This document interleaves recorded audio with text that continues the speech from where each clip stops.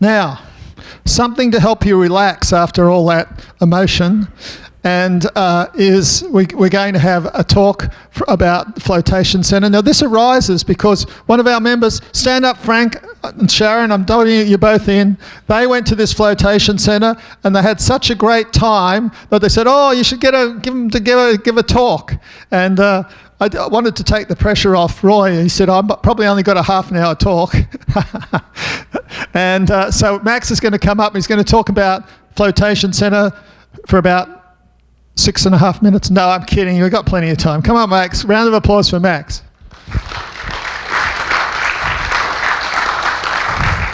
Maybe one of the youngest male speakers we've ever had at the club, actually. Thank you. Are you using it? Yes. Forward, backward. All right, might give it a little. Yeah. Need to point it at you. Point it at Yeah. We'll work it out. Good on you. G'day. My name's Max, and You need to hold thanks to Frank and Sharon for coming in. I wouldn't be standing here today without you both, so I'm glad you enjoyed your float session. Now, some of you might think, I'm not sure if you know what flotation therapy is. You might think I'm a loony when I'm speaking about this, but I'll try and explain it in the most simple way so it makes sense. But this is just about my journey involving flotation therapy and how it's brought me here today. So I'm going to start off with something that's maybe a little bit more askew than normal. So it's just a bit of a personal anecdote to have a bit of fun and just give you an idea of my introduction to floating. So you don't have to do this, but I'm going to ask if you want to shut your eyes just so you can do a bit of visualization. It would be more fun. So, and it's not going to get that weird, so don't worry, you can trust me. So picture this, whatever year it was, you've just turned 18. You've finished 13 years of schooling, passed all your exams, you've just got your license. You're finally legal. The celebration party is tonight, the most hyped party of the year. There's free alcohol. Your crush is going to be there. You've been too scared to talk to them the whole year, but tonight's the night. You may even get to hold their hand. You are totally amped. You are meeting your best friends beforehand, and it's the thing you've been looking forward to all year. Your pockets are full with all your parents' cash. You have freedom. You are now an adult and you know it all. You are the man or you are the woman. Life couldn't get much better. The night before, you can't sleep because you're so excited. You wake up, finally the day's here. You go out to the kitchen for breakfast and your mum drops it on you that you're accompanying her to a flotation tank session. You tell her no. I've got the party and everything to prepare for tonight. She tells you it's already paid for and that you are going. You felt so free, like you could do anything, and now you're spending the next hour locked inside a pod or tank that you have no idea about. You hop in. You feel bored. You feel frustrated. It's a nice thing to do with your mum, but you've got other things on your mind. Half an hour goes by and you think, Max, or whatever your name is, who is visualizing this, give this a shot. You're here now, the party's not going anywhere. You start to breathe, you start to relax, and before you know it, you're falling asleep and the music has come back on and it's time to get out. You're pleasantly surprised, you're super relaxed, and you have extra charm for tonight. So that was my introduction into floating. I remember at that time, as I said, I felt like I knew it all, and it was something that I thought, I had a lot better things to do. But yes, I was pleasantly surprised. So being such a skeptic, led me into just feeling curious and calm post-float, and that was the start of my float journey. So I ended up working, well actually I'll tell you a little bit about what a flotation tank is before I move into, just so you can visualise it. If you want to go next slide. Next one. Next one. So John C. Lilly, he was the person who created the first float tank in 1954. A float tank is a big pod full of water and salt. So there's about 10 inches of water and 500 kilos of Epsom salts, which makes us float. 500 kilos, it sounds pretty excessive, but that's what it takes to make us buoyant. You lie nicely on top of the water. The water is trying to replicate our skin temperature, so you hopefully get to a point where you lose your body, you feel weightless, and you're left with just your mind. The point of this is to switch off from stimulation, wind down, and I guess to absorb a bunch of magnesium. So he was working at a mental health organisation and wanted to experiment with the effects of sensory deprivation on the mind. And his initial subjects came out with feeling extreme sense of relaxation or rest, which is restricted environment stimulation therapy. And over time, the float tank advanced. So as you can see, it looks a bit coffin-like. It probably doesn't look that desirable to hop into, but if you go to the next slide, please, you will hopefully see how they've progressed. It looks more dreamy, more desirable. You can see the blue lights. It's more of an egg shape. So yeah, it's probably not as scary looking. I moved into working at the Family Float Centre for 6 years, and I persisted with my float journey. After that first float, I thought there was something in it. I started floating more.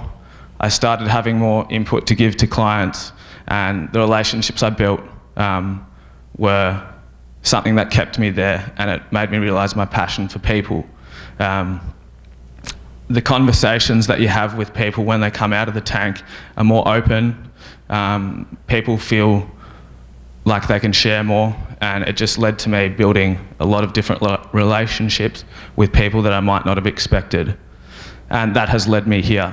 One of the clients that was floating with us in Australia, his name was James. He came to Thailand, sourced out a couple of float centres, one being Zenergize Float Centre here in Pattaya, which is owned by my friend John, sitting at the back. And yeah, it's given me the opportunity to come and meet John, see how he runs things, learn from him, teach him a few things and just bounce off each other. And I guess that's sort of inspired me to travel around, check out other float centres, see what I can learn and take that back home whenever that be. And yeah, I feel lucky to be standing up here sharing that with you guys. So we'll go to the next slide. So why float? I'm going to touch on two of my favourite, the benefits that I like to float, and I think the main ones are to get away from stimulation. We live in a world where there's colours, sounds, scary people, scary animals, just a lot of things going on around us, which leaves us to be alert a lot of the time, ready to react, and be in a fight or flight mode. So when we're in this mode, ready to react to things, external or perceived threats around us, our cortisol levels and our adrenaline levels are high. So, and we don't even realise this. So these things, you can imagine living your life in this state for a lot of the time. It's going to lead to health issues like anxiety, depression, physical health. So the point of the float tank is to hop in and be rid of all this external stimulation. So once you hop in the tank, you've got the option of turning the lights on and off, or leaving the music on and the lights on. but the whole concept is to be in a safe environment and put ourselves in a safe environment to allow our nervous system to wind down and give ourselves the best opportunity at relaxing, reducing stress, promoting sleep, and yeah, just being in a space where there's no other distraction and somewhere where our nervous system can have a well-deserved break. The magnesium also is the other main benefit, which is more of a physical benefit. So we absorb the magnesium from all the Epsom salt. As I said, 500 kilos of Epsom salt in the tank, very excessive. So you can imagine what that's doing for your body physically. It's very weightless. You're lying literally on top of the water. Feels like you're lying on a cloud, and therefore allowing your spine to decompress, and the stresses of gravity are taken off your body. So you're absorbing all this magnesium, which is great for chronic pain, great for inflammation, lower blood pressure, and promotes blood flow to areas of the body that might have cardiovascular issues. You know, even for me, walking around Pattaya heat, I mean, I've been here in Thailand for 2 months now, and yes, Australia's pretty hot, but I seem to be sweating profusely, and when I'm exploring the town, I'm walking, sometimes I look down at my feet and I think, they are not my feet, they're so swollen. So, you know, even just experiencing that here, getting in the tank is going to provide temporary relief from that. Again, floating is something, like anything, you need to be doing it continually to really experience the ongoing benefits. We kind of like to liken it to the gym. If you go and do a couple of bicep curls for 60 minutes, you're going to be feeling good for an hour after. You're going to be feeling good for that 60 minutes, but you're not going to be, you know, super fit and muscular if you're not doing it regularly, and that's like floating. I know, Frank, you had an initial, your skin felt great when you came out, and you said your body felt very nice after your first float. So, yeah, it was nice to see. It's nice to see people really benefit from it and say thank you. And like me, being skeptical when I first went in, and I see this in Australia a lot, it's usually the more burly blokes. They walk in like this with their partner. They're dragged in by their partner, and they're usually that. And when they come out, they're, you know, sort of slinking around, and you just can see the initial response from their physical body, and then, as I said, you have the open conversations with people after it. So I want to read to you what I think the most desirable type of float is. Again, you don't have to shut your eyes. It's a bit less visualizing. Floats are all going to be pretty different. For me, the main idea is to try and breathe, wind down, and enter the theta state, which is half asleep, in between being asleep and awake, and you have these very vivid dreams. So for me, you hop into the pod. It's a dreamy feeling with the relaxing sounds and soft blue purple lights. You begin to breathe more slowly. Your body starts to relax.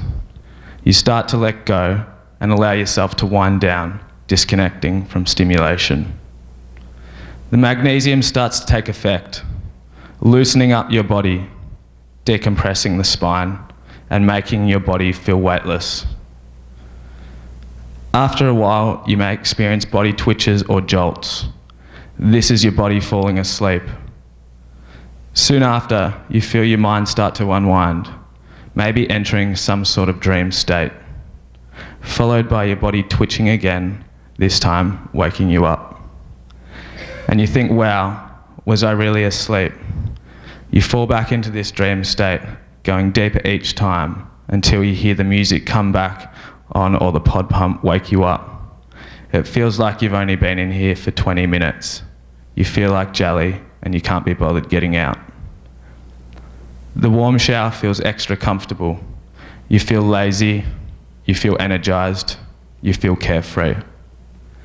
Your body is tingling, your sore knee isn't sore anymore, and you slink over to the chill out space and slump into the couch and enjoy some tea. You may want to chat about your float, you may want to stay silent, and you are pleasantly surprised.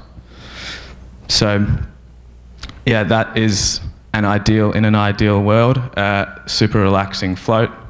Some you get in there and it's, more hard to switch off your mind, and some people feel frustrated with these, but that's okay too.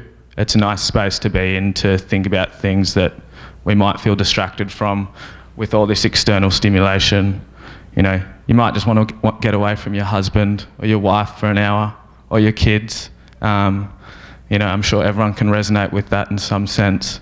But yeah, it's just a nice environment to think about things, whether that's your groceries, whether that's things that happened 10 years ago. So it's not always going to be that super dreamy sounding float. So if you are thinking of floating, just know each one's going to be different. Try not to compare it to other people's. Maybe this is a bit niche to myself, but I watch a lot of The Simpsons, so I'm not sure if anyone's seen The Simpsons episode where Homer has the best float ever. So try not to compare your float with a cartoon, but definitely give it a shot. Now, I want to answer a question, probably the main question before it gets asked, because most people that come in and float, it's just their main concern, and it's what is the cleanliness of the pod, what is the hygiene of the pod. So because of the high salt content, it's Epsom salts which have disinfectant properties, so nothing's going to be able to live in the tank. I remember when we were opening COVID times, we were assured that, there was times where people didn't know if they had COVID. Some would come in and float, call us up the next day and say, hey, you might have to do something to that tank because I floated in there with COVID, and we're assured that not even COVID can live in the tank. So it disinfects everything, goes through a filtration process numerous times a day before and after every float. Obviously people shower before and after, and then we also have a few chemicals in it to get it to ideal levels and make the water alkaline. So just to assure you, we don't empty the tank every time. That would be very cost ineffective, and you'd be able to get one person floating every 2 days. So yeah, one moment. I guess I'll tell you a little bit about Zenergize Float Centre and what I've been lucky enough to be a part of for a little while. It's John's centre, which he opened up in COVID, or just before COVID times. Not a great time to open a business, John. He didn't have control, but he's got it fully up and running now. He's got 4 tanks, so if you want to float with friends, if it's something that you feel that you might not feel comfortable doing by yourself, you can definitely float at the same time as friends, family, whoever it be, and it's nice to have a chat post-session. So that's loaded on Soy Welcome Town, just off Pattaya Clung Road, and yeah, John really believes in his product and floating and the natural remedy world. I think over the last few years I've seen, and after COVID, I've seen a lot more people coming and floating and just wanting to give it a shot, because people are moving away from, the big pharmaceutical companies and wanting to try natural ways of healing. So John's a big believer in that, so he's really going to look after you there, and he's probably the person with the best general knowledge that I've ever met. He seems to teach me a lot, so I feel lucky to have learnt from him. But we've got some flyers, we've got some gift cards available, and we're going to set up a Pattaya City Expats Club 10% gift count code.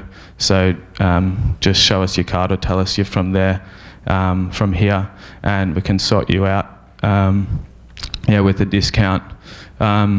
If anyone has any questions, I'm happy to try and answer them for you now. If they're more personal questions, you're welcome to you're welcome to message us on Facebook and Instagram.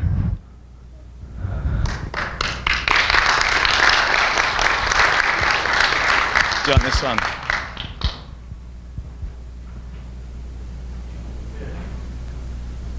Two questions. Yep.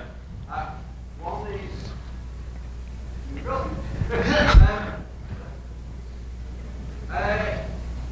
can you float naked? You definitely can. It's ideal. That's something I should have gone into, but floating naked is what the aim is, because I guess it's, if you've got clothes on your bathing suit, you're not deprived of all your senses. You've got something touching your body. You want to get to a point where the water, you can't even feel the water, so you sort of lose your body.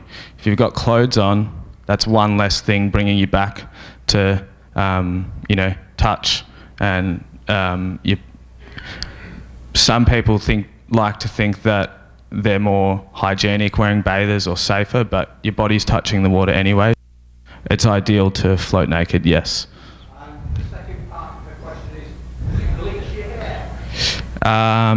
No, it's funny. John and I were talking about this the other day. We were thinking we could do a 2-for-1, make one of the pods, you jump in and you come out with blue hair or something. So sort of come, and one will be red, but no, it doesn't bleach your hair. The hydrogen peroxide concentrate isn't concentrated enough to change the colour of your hair. We will ask if someone comes in with dyed hair, or usually you can only tell if it's sort of red or something, abstract, or it's probably not the right word, but you know what I mean. You ask when that person has dyed their hair. If it's not bleeding in the shower, it's not going to strip the colour out of your hair. So unless you're getting your hair dyed and coming in a week's time, you should be fine. And do we have to book appointments? You do have to book appointments. It takes a little bit of time to prepare the tanks, get them up to the correct heat. And I'm not sure if I said that's sort of trying to replicate our skin temperature, so you need to get it quite precise. So you can either book a day before, a couple of hours before, assuming that there's availability, but better to be prepared at least a couple of days before, and we'll pop you in the calendar and make sure you can cement a couple of time slots.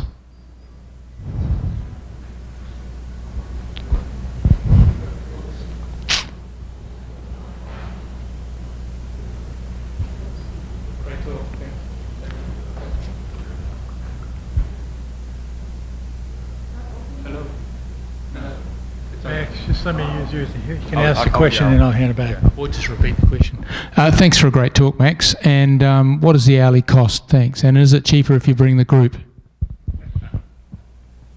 Yes. Okay. Yes, the hourly cost is $9.90 baht per float. These are promotional prices at the moment. It's probably the cheapest float you're going to get around, and usually you'll start with 60 minutes. We don't have group pricing at the moment, but we might work something out and post it online. You would start with a 60-minute float just to try it out, and then if you're thinking you can last longer in there, you'd go to 90 and then maybe look at getting a package. You get a discount if you remember. Yeah. Any other curiosities? And yeah, we've got some brochures just down the back that people are welcome. I can walk them around if people would like. Yeah. Well, thank you. Come in. So, who came to Pattaya in the first place because they could get experiences they didn't think they could get anywhere else? Come on, be honest, right? So this is one of these experiences you want to get one time in your life. I've had one and they are very unique, and I'm going to have another one too. So thank you, Max, for coming in and giving a talk at short notice. And of course, we should have got I've got a question for you about what you got out of the talk. But anyway, we'll let Max go. Thank you, Max. That was really well done.